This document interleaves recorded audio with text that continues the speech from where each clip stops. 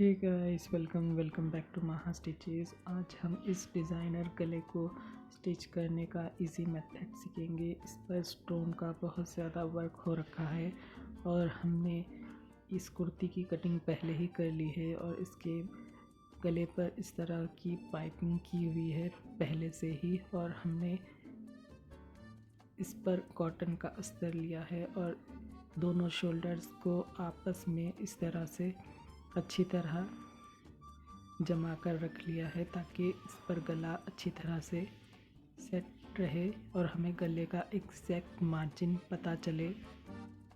और गले का जो डिज़ाइन है हम इसके अस्तर पर रख लेंगे और इस तरह से गले का राउंड शेप ड्रॉ कर लेंगे। इस तरह सफाई के साथ हल्के हाथों से गले का जो हमारा ये डिज़ाइन है अच्छी तरह से प्रेस कर लेंगे। अब इस गले को दूसरे वाले यानी राइट वाले गले को लेफ़्ट वाले शोल्डर की साइड रखेंगे, यानी राइट शोल्डर को लेफ़्ट शोल्डर पे इस तरह से रखेंगे और जो पाइपिंग लगी हुई है उसके बीच में और बीच में सफाई के साथ सिलाई लगाएंगे।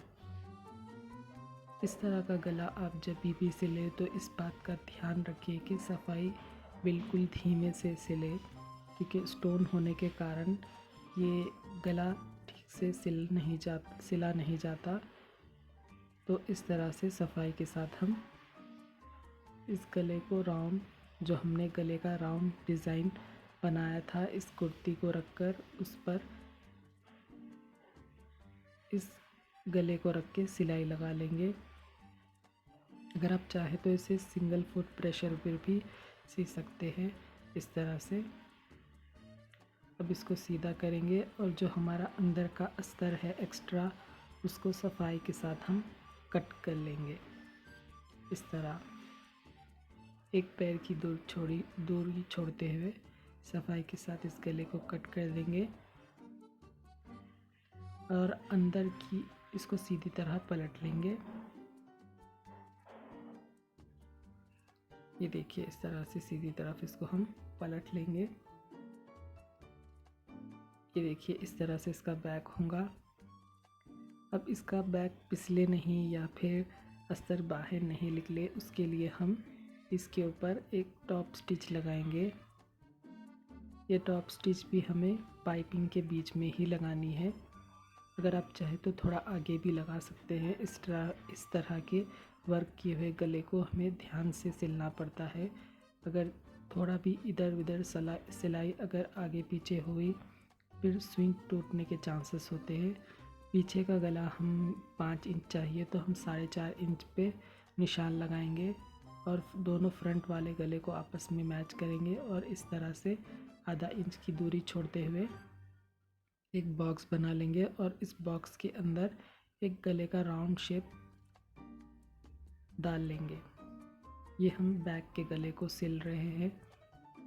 अगर आप चाहे तो बैक का गला पहले ही सिलकर शोल्डर्स को अटैच कर सकते हैं, लेकिन हमने इसमें पहले शोल्डर्स को अटैच किया है फिर बैक के गले को कट किया है।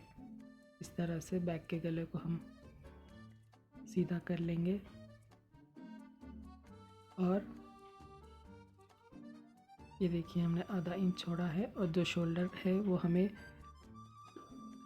राइट साइड दबा कर रखनी है। और जो हमने हमारे बैक के गले को सिलने के लिए एक कपड़ा लिया है जिसकी चौड़ान 8 से 9 इंच है और लंबान भी 8 से 9 इंच है। इस तरह से बैक वाले शोल्डर को राइट वाले शोल्डर पर इस तरह से दबाएंगे और आधा इंच के दूरी पर हमें सिलाई लगाते जाएंगे। इस तरह अगर आप बिगिनर हैं तो सबसे पहले इस गले को अच्छी तरह से पिन अप कर ले, उसके बाद ही सिलाई लगाए। अगर आप चाहे तो ये क्रॉस पट्टी पे भी सी सकते हैं, लेकिन जितनी फिनिशिंग इस तरह से सिलने में आएगी उतनी फिनिशिंग क्रॉस पट्टी में नहीं आएगी। इस तरह से बैक वाले गले को सीधा कर लेंगे और एक पैर की दूरी छोड़ते हुए अंदर के फैब्रिक को कट कर लेंगे सफाई के साथ और बीच में कट्स लगा लेंगे ताकि गला आसानी से पीछे पलट जाए। और 1-1 इंच की दूरी छोड़ते हुए अस्तर को कट कर लेंगे इस तरह से कट कर लेंगे। अब हम इसको अंदर की ओर दबाएंगे, इस तरह गले की ओर अंदर की ओर दबाएंगे और सिर्फ हमारी ये पट्टी सिर्फ आधा इंच ही बाहर दिखनी चाहिए। इस तरह इस पट्टी के बीच में और गले के बीच में हम एक सिलाई लगाएंगे, लेकिन ये सिलाई हमारी सिर्फ पट्टी के ऊपर ही आनी चाहिए। इस तरह से अस्तर को अच्छी तरह उंगली से प्रेस करते हुए पट्टी के किनारे पर सिलाई लगाते जाएंगे। अगर आप चाहे तो ये सिलाई नहीं लगाकर भी तुरपाई कर सकते हैं, लेकिन ये सिलाई लगाने पर गले की फिनिशिंग बैक साइड अच्छी तरह से आएंगी। इस तरह से पट्टी के किनारे पर सिलाई लगा लेंगे। अब हम इसको एक्स्ट्रा फैब्रिक जो है पट्टी का उसको कट करेंगे और इस तरह से इस पट्टी को अंदर की ओर फोल्ड करके तुरपाई कर लेंगे। इसी तरह से हमारा गले का डिज़ाइन हो चुका है। अब हमने उसी अस्तर की एक 4 इंच चौड़ी पट्टी ली है और एक समोसा ट्रायंगल वाली लेस ली है। समोसा ट्रायंगल वाली लेस को हमने उल्टा करके इस तरह से सिलाई लगाई है। जो हमारे समोसा ट्रायंगल है वो अंदर की तरफ है और ये लेस उल्टी हमने इस पर रखी है इस तरह। अब एक्स्ट्रा फैब्रिक को हम कट कर लेंगे। ये देखिए इस तरह से ये लेस हमारी सीधी हो चुकी है। अब हमने ये एक हमारा येलो कलर का पाइपिंग के जैसा ही सेम फैब्रिक इस कुर्ती के साइड में आया था, इस फैब्रिक को लेंगे और समोसा ट्रायंगल वाली लेस के ऊपर रख के इस कपड़े पर किनारे से सिलाई लगाते जाएंगे इस तरह। ये पट्टी हमें हमारे दामन पे लगानी है। एक्स्ट्रा फैब्रिक को हम कट करके निकाल लेंगे और अस्तर जो हमारा एक्स्ट्रा है उसको कट कर लेंगे। सिर्फ एक पैर ही अस्तर रखेंगे, उससे ज़्यादा नहीं रखेंगे। इस तरह से सफाई के साथ अस्तर को कट कर लेंगे। अब हम हमारा इस कुर्ती का दामन लेंगे और इसके दामन को लेकर हम इस तरह से इस तरह अस्तर को अंदर की ओर दबाएंगे, यानी कुर्ती के लेफ़्ट साइड और अस्तर के लेफ़्ट साइड यानी दोनों के रॉन्ग साइड को आपस में मिलाते हुए सिलाई लगाते जाएंगे। इस तरह से सिलाई लगाते जाएंगे।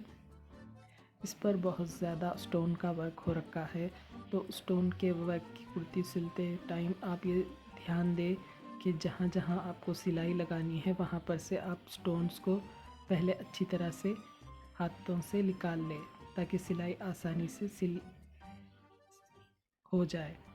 क्योंकि स्टोन पर सिलते टाइम सुई का बहुत जल्दी टूट जाती है, तो इसलिए इस तरह के कपड़े पर सिलते टाइम आप स्टोन्स को पहले अच्छी तरह से सफाई के साथ निकाल लें जहाँ जहाँ सिलाई लगानी है वहाँ से।